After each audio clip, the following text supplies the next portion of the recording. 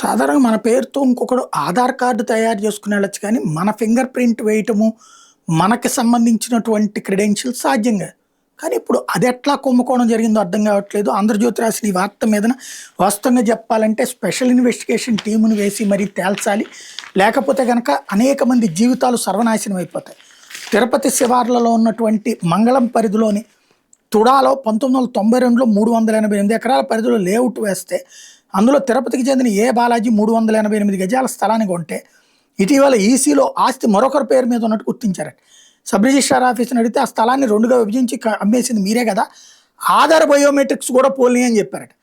మంగళం పరిధిలో తుడా లేఅవుట్లో ప్రవీణ్ కుమార్ రెడ్డి అనే వ్యక్తికి కూడా ఇట్లాంటి పరిస్థితి ఎదురైంది. తిరుపతి శ్రీనగర్ కాలనీలో మునికృష్ణ పేరుతో ఉన్న స్థలం కూడా అంతే అయ్యింది. చెన్నైకి చెందినటువంటి మమత 1987లో కొన్నటువంటి దానికి అంతే అయింది. పల్నాడు జిల్లా నరసరావుపేట, గుంటూరు జిల్లా తాడికొండ, నల్లపాడు సబ్ రిజిస్ట్రార్ కార్యాలయంలో కూడా ఇది జరుగుతుంది. ఇదేదో దొంగ ఆధార్ కార్డులు కాదు, మన క్రెడెన్షియల్స్తో సహా ప్రూవ్ అవుతున్నాయట. అసలు ఫింగర్ ప్రింట్, మన ఫింగర్ ప్రింట్ ఇంకోటిది ఎట్లా సాధ్యం అవుతుంది? అంటే వాళ్ళ దగ్గర ఉన్నటువంటి ఫింగర్ ప్రింట్స్ని తీసి దానికి అనుగుణంగా ఏ రబ్బర్ తొడుగు తయారు చేసి చేస్తున్నట్టు. ఇది ఆషామాషి కుంభకోణం కాదు. అందులో ఆ రిజిస్టర్ ఆఫీస్ వాళ్ళ హస్తము ఉంటుంది, ప్లస్ రెవెన్యూ వీళ్ళందరి హస్తము ఉంటుంది. సిబ్బంది ఏదో రూపాయలకు కక్కుర్తిపడి చేసేటటువంటి తప్పుతో జీవితాలు నాశనం అయిపోతాయి. దీని మీద సమగ్ర దర్యాప్తు జరగాల్సి ఉంది.